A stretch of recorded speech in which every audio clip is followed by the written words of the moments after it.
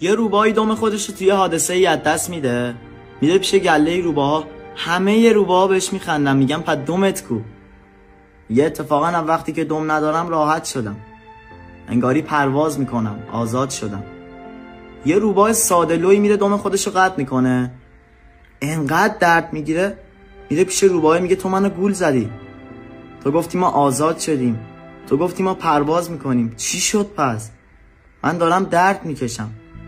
گفت هیچی نگو، اگه گله روباه فهمیدن بهمون میخندن. میگه داستان به جایی کشیده شد که دم بریده ها انقدر زیاد شدن که به روباهی که دم داشت میخندیدن. این حکایت امروز خیلی آشناست. دم بریده ها زیاد شدن. به کسی که صاف زندگی خودشو میکنه میگن امول. به کسی که نون حلال میبره سر سفرش میگن بدبخت. به کسی که خیانت نمیکنه، صاف زندگی میکنه، میگن عقب افتاده. دم بریده ها زیاد شدن.